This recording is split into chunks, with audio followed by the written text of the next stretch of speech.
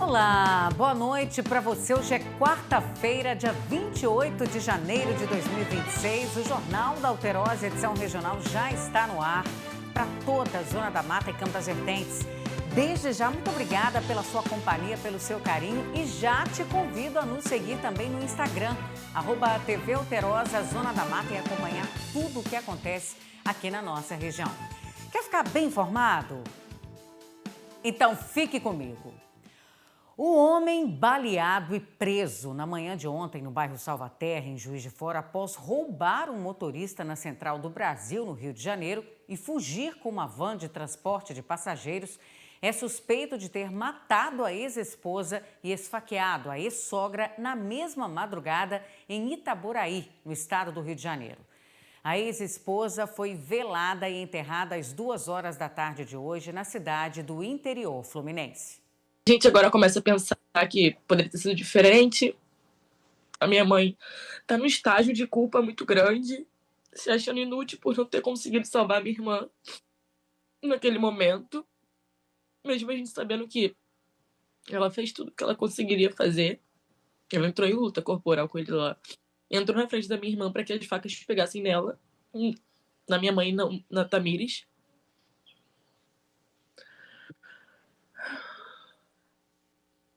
Coisa que só uma mãe faria por uma filha, né? Pois é.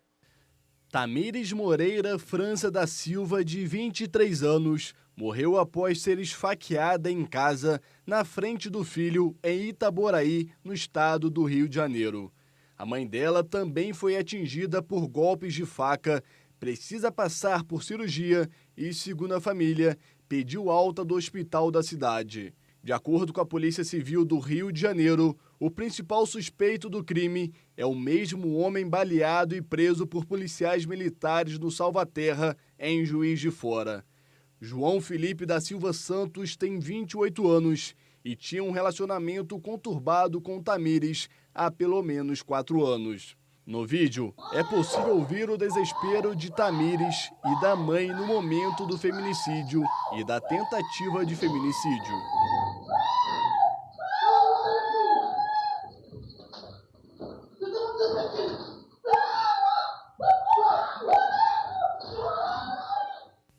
Essa outra imagem que borramos mostra a casa das vítimas logo após os crimes. Agora eu tô, nessa situação. Para amigos, o Felipe se parecia uma pessoa muito boa, muito prestativa, era um grande trabalhador, era um bom pai, né? Era tudo isso que ele mostrava. Até o momento em que a minha irmã realmente decidiu seguir a vida dela, não querer mais. E aí entra uma outra história. Aí entra os ciúmes, aí entra ele querer ela de volta e ela não querer, e as agressões verbais, muita pressão psicológica, agressões físicas. E aí, numa dessas agressões físicas, que foi em setembro do ano passado, de 2025, a minha irmã foi à delegacia de Itaboraí. Este ano, minha irmã chegou do trabalho, estava sozinha em casa e foi dormir, né? À tarde, que ela chegou do trabalho à tarde. E aí ela acordou sendo sufocada por ele. A minha irmã pedindo para que minha irmã retirasse a queixa que ela fez contra ele. Ele alegando que ele queria arrumar um trabalho de carteira assinada, que até então ele trabalhava na van, né? E aí a minha irmã falou que não iria retirar a queixa. Passou esses dias, né? Isso foi no domingo, passou segunda, terça, e na madrugada de segunda para terça foi onde aconteceu tudo. Após os ataques, João Felipe teria roubado um motorista na Central do Brasil, no Rio de Janeiro, e fugido com a van em direção a Varginha, no sul de Minas, onde teria familiares. O veículo possuía rastreador e a perseguição começou ainda na capital fluminense. Em Levi Gasparian, no interior do estado, policiais militares do Rio de Janeiro tentaram fazer um bloqueio, mas o suspeito conseguiu fugir. Já na entrada de Juiz de Fora, no Salvaterra, ele foi alcançado após ser baleado, perdeu o controle da van e parar no canteiro central da Avenida Deusdete Salgado. Ele foi preso em flagrante. Após ser preso, João Felipe foi conduzido ao hospital de pronto-socorro em Juiz de Fora sob escolta policial por conta dos ferimentos provocados pela bala. Segundo a Prefeitura de Juiz de Fora, João Felipe passou por cirurgia e já foi transferido de volta para Itaboraí, a cidade natal do investigado. Perdeu a vida, mas não foi só a minha irmã que perdeu a vida. A minha mãe perdeu a vida de ver a filha dela morta. Os filhos dela, que não vão ter mais a mãe, vão crescer sem a mãe. Realmente ele tivesse sido chamado para depor, porque ele nunca foi chamado, se ele tivesse cumprindo alguma coisa, mas não. Infelizmente, só prende depois que matam, né? Nunca antes. A medida protetiva, infelizmente, não salva mulheres. Um homem que é capaz de matar uma mulher com 14 facadas, ele não tá nem aí para um papel. A polícia não tá do nosso lado 24 horas, a gente não tá segura.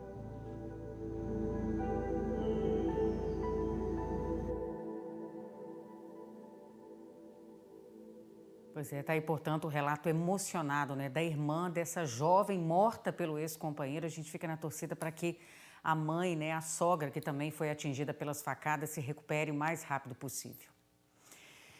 Agora, olha essas duas situações, gente, envolvendo animais de estimação. Uma aconteceu em Juiz de Fora, foi flagrada por uma telespectadora aqui da TV, que é o Bartô. É um cãozinho caramelo, vira-lata, olha que bonitinho, abraçado aí, ó, com seu amigo, um homem que vive em situação de rua no calçadão da Rua Alfield, bem no centro de Juiz de Fora. Essa cena, inclusive, tem chamado muita atenção de muita gente que passa por lá, porque enquanto isso, 3 adultos e 4 adolescentes estão envolvidos na morte de um cachorro chamado Orelha. Isso aconteceu em Florianópolis, em Santa Catarina. Isso tem aí replicado nas redes sociais também. Os jovens teriam agredido o cachorro até a morte. O secretário de Bem-Estar Animal da Prefeitura de Juiz de Fora, Márcio Guerra, falou sobre o caso nesta quarta-feira. Neste momento em que o Brasil inteiro se manifesta em defesa da justiça ao cachorro Orelha, que foi maltratado, morto, assassinado por jovens irresponsáveis, criminosos, acobertados pelos seus pais, a Secretaria do Bem-Estar Animal da Prefeitura de Juiz de Fora se une no clamor por justiça, se une nesse momento ao pedido de que sejam punidos severamente esses adolescentes e seus pais, que além de acobertar o crime cometido pelos seus filhos, ainda estão agindo como se nada tivesse acontecido e intimidando uma testemunha do crime que eles cometeram.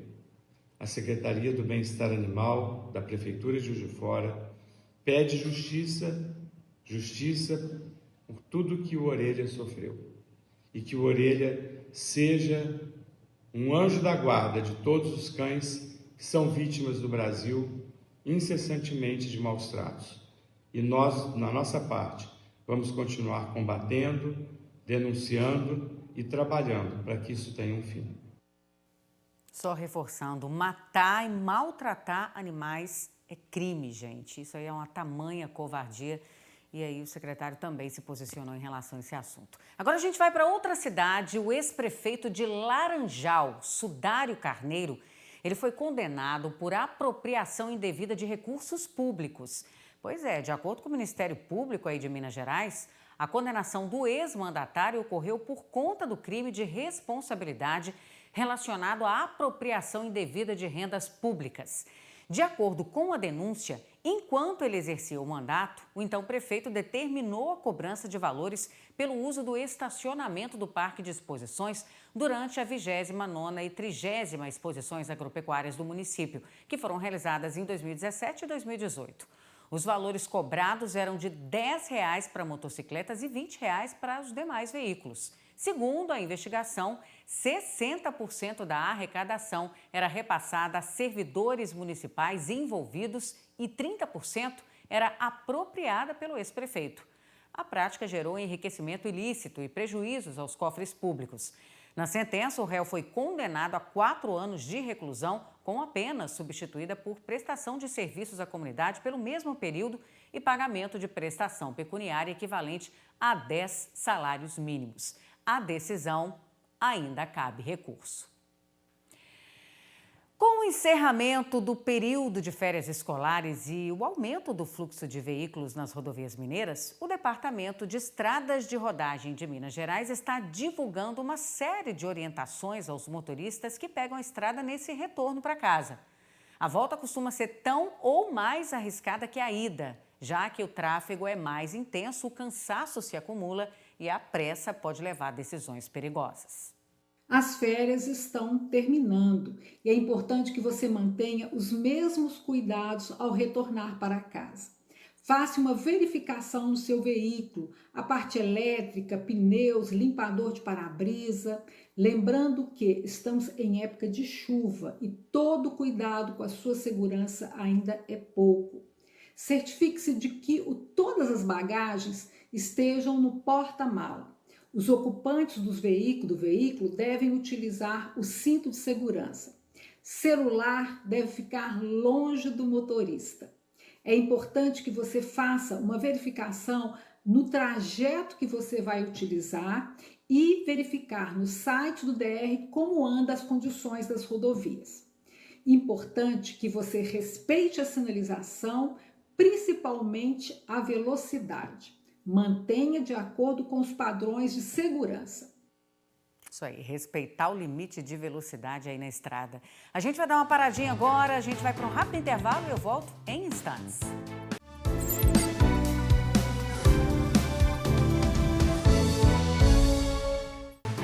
Já estou de volta com o Jornal da Alterosa, edição regional para você.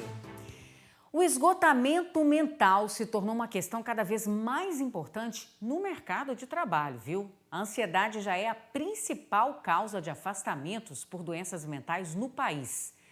Além do aspecto humano, a crise gera um impacto bilionário na Previdência Social. Os brasileiros estão trabalhando no limite, um limite emocional. A ansiedade já é hoje a principal causa de afastamento do trabalho por doenças mentais no país.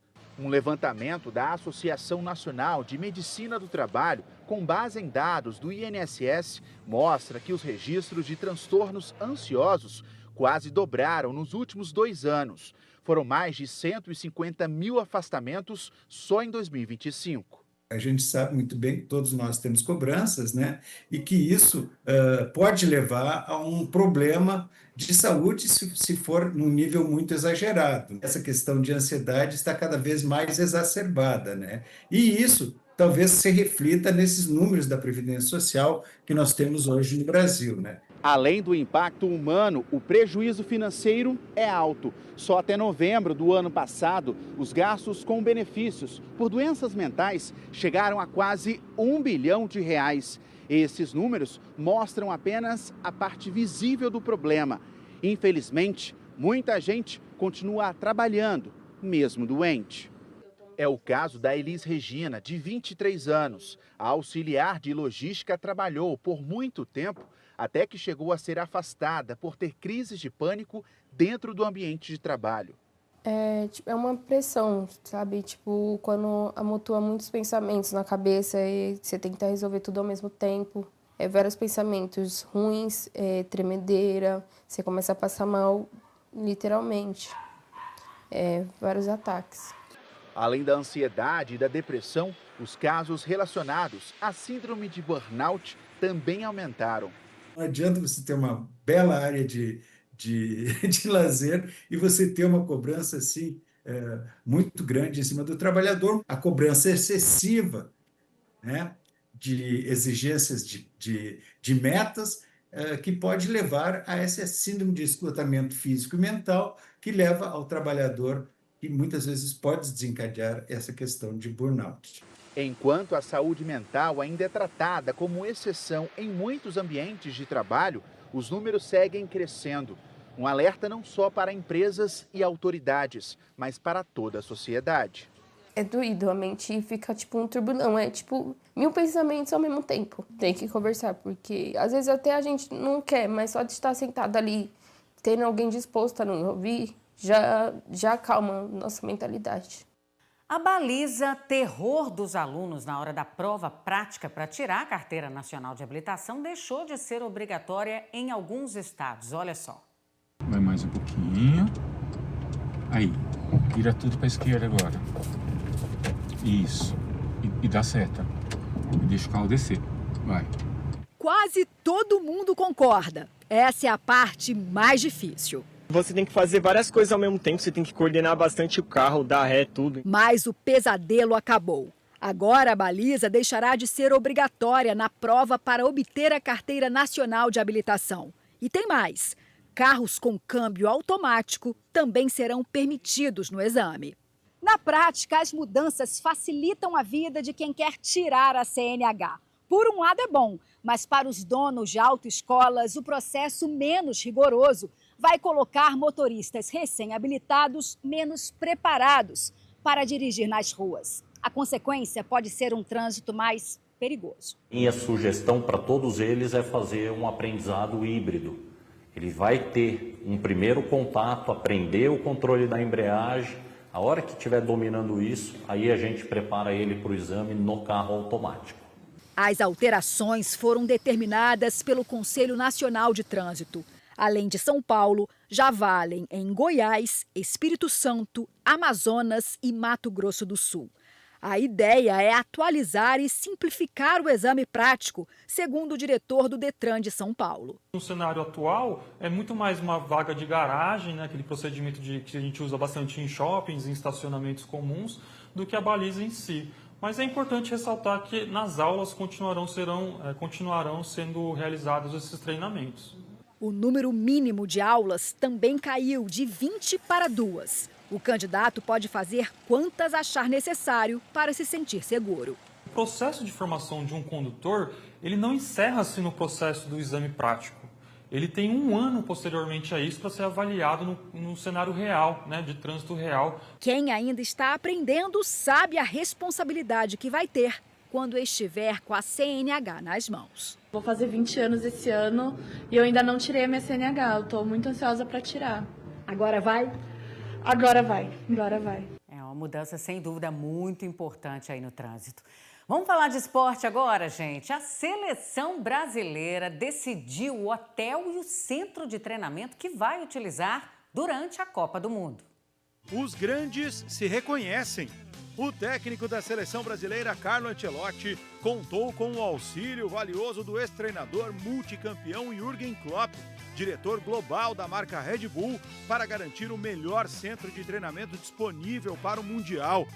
A estrutura, considerada ultramoderna, pertence ao New York Red Bulls, time da franquia que disputa a Liga Norte-Americana de Futebol e tem o nome oficial de Columbia Park Training Facility.